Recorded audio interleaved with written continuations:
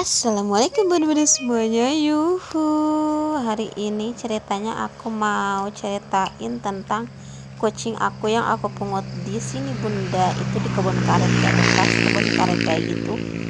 Jadi ceritanya tuh kemarin tuh pak suami pulang dagang ya bunda, terus dia lihat anak kucing di saung ini. Terus dia bilang ke aku, katanya, "Neng, ada kucing di saung, kasihan anak kecil lagi. Induknya juga nggak ada, kayaknya dia bakalan mati kalau dibiarin di saung itu."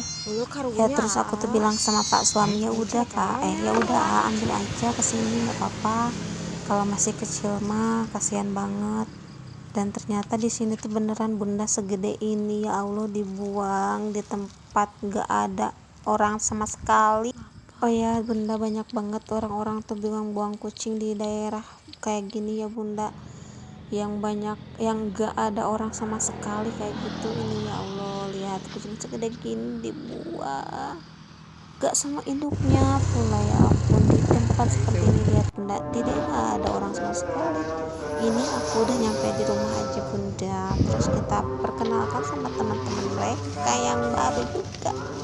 Sebenarnya beberapa hari yang lalu juga aku udah pungut kucingnya bunda, yang kucing hitam itu loh.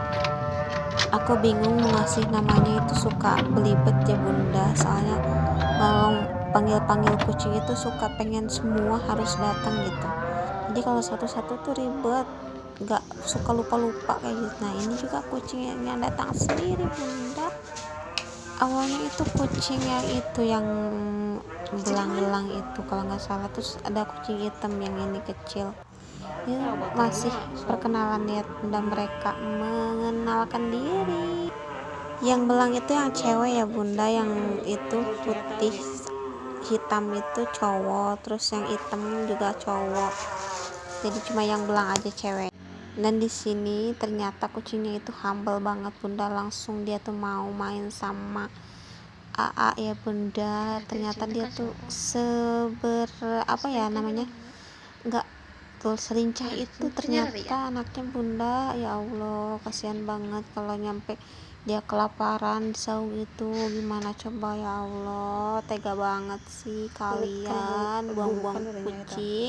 Setidaknya boleh, kalau kalian emang bener nggak bisa kasih makan, boleh dibuang, tapi please jangan di tempat yang jauh dari pemukiman kayak gitu, kan susah cari makan kalau kayak gitu. Itu teh kebun karet yang jauh banget itu, kira-kira bisa nyampe 1000 hektar kayaknya. Kalau kucing 1000 hektar emang jangan bisa jalan sendiri mereka. Ya Allah, jangan begitu lah ya Allah. Tolong teman-teman yang gak suka kucing atau yang kucingnya kebanyakan kayak aku, kadang suka pusing juga ya ngasih makan mereka, tapi aku gak pernah buang. Aku kasih makan diusahain segimanapun gitu. Kalau aku mah gak pernah buang, makanya aku suka pungut-pungut. Kalau mau dibuang ya boleh, so kalau enggak apa sih ngana enggak ke paraban kayak gitu, so dibuang, tapi jangan di tempat yang jauh dari pemukiman. Ya ampun, oh my god. Sebenarnya bunda ya, wah ini tuh video lama banget, aku juga capek ngomongnya, kesini ke situ kesini ke situ. Oh ya bunda, aku juga mau cerita tuh ya. Dulu tuh aku juga punya kucing ya bunda. Aku tuh sebenarnya dari kecil juga suka kucing, cuman pas nikah sama AA aja alhamdulillah ternyata AA juga suka kucing, jadi kita barengan ngurus kucing bunda. Dari kucing yang sakit sampai yang dibuang kayak gitu, kita kasih makan, terus kita pungut, bawa pulang ya kayak gini. Tapi itu tahun berapa ya, aku dulu pernah ngontrak ya di daerah suami aku, karena mungkin emangnya kebanyakan kucing aku, terus aku juga kerja jadi nggak keurus kucing-kucingnya. Terus aku tuh sampai diusir dari kontrakan gara-gara banyak kucing atau tempatnya nggak terawat kayak gitu. Padahal nggak terawat itu karena kita tuh lagi kerja kan, posisi berangkat pagi pulang malam, otomatis kan kalau bersih-bersih itu harus ada paling Sabtu Minggu gitu, nggak bisa tiap hari terus-terusan bersih-bersih. Lagian itu tuh di situ tuh kontrakannya nggak ada yang ngontrak lagi selain kita, dan nggak ada yang mau kontrak di situ. Terus tiba-tiba pemiliknya tuh bilang katanya boleh pindah dulu nggak gitu katanya, soalnya kontrakannya mau dibetulin, alasannya seperti itu. Ternyata usut punya usut, ada yang bilang katanya kamu tuh diusir, nggak boleh karena kamu banyak kucing, jadi nggak ada yang mau ngontrak di situ katanya. Padahal setelah aku keluar dari situ ya, dari kontrakan itu sampai sekarang detik ini belum ada yang mau ngontrak lagi di situ. Katanya dulu pernah ada yang mau ngontrak, cuman nggak jadi karena emang itu rumahnya tuh bagus, depannya bagus, kayak dekorannya kayak gitu. Cuman di dalam, maksudnya cuman di dalamnya itu panas ya bunda, panas haredang, terus kalau hujan tuh bocor. Kebayangkan bunda, kita tuh ngontrak panas kepanasan, hujan kehujanan, gimana coba. Padahal itu tuh kontrakan baru banget, itu aku waktu ngontrak juga masih baru banget kontrakannya, belum nyampe lama, nyampe setahun gitu, enggak, kita langsung ngontrak di sana. Ternyata kita malah diusir. Sebenarnya sakit hati juga sih ya bunda, sampai diusir kayak gitu, padahal tuh kita tuh bayar loh kontrakan tuh tiap bulan, meski kadang telat-telat karena kita kan kerjanya saat itu tuh dalam posisi yang sangat ruwet ya, intinya banyak angsuran kayak gitu yang harus kita lunasi. Tapi telat juga nggak pernah lama ya bunda, sekitar 1 bulan kayak gitu, tapi alhamdulillah pas keluar kita udah selesai bayar kontrakannya.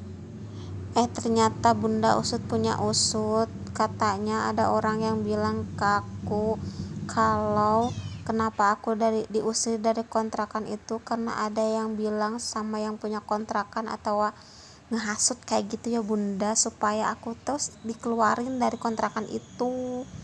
Entah kenapa, nggak tahu alasannya, kayaknya itu orang emang aneh dan emang suka kayak gitu katanya bunda, ke siapapun tuh dia tuh emang orang yang suka cari masalah kayak gitulah.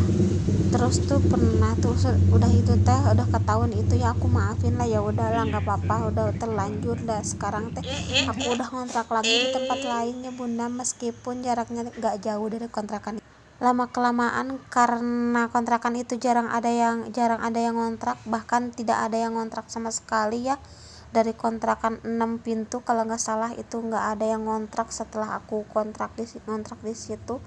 Terus yang punyanya tuh bilang ke suami aku ya bunda, katanya kamu nggak mau ngontrak lagi di tempat aku gitu katanya. Ya Allah, padahal dia udah ngusir aku, terus setidak tahu diri itu ngajakin kita ngontrak lagi di situ.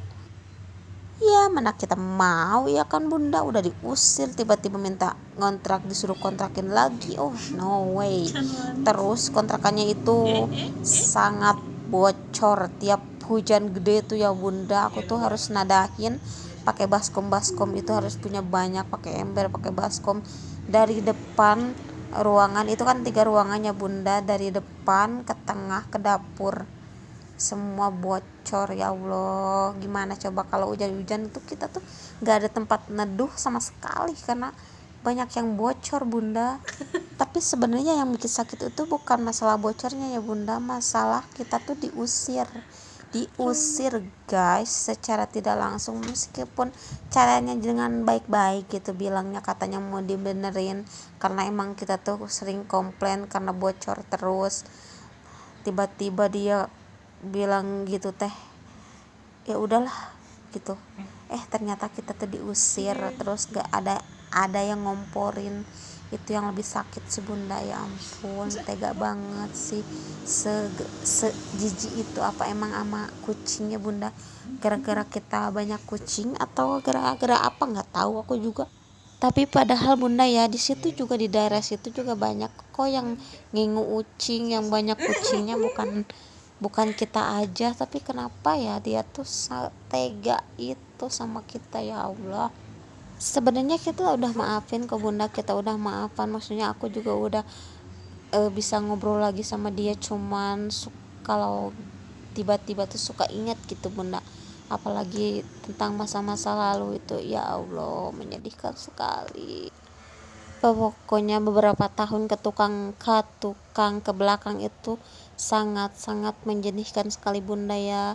Bukan hanya tentang diusir dari kontrakan, tapi banyak lagi hal-hal yang sangat menyakitkan bila cinta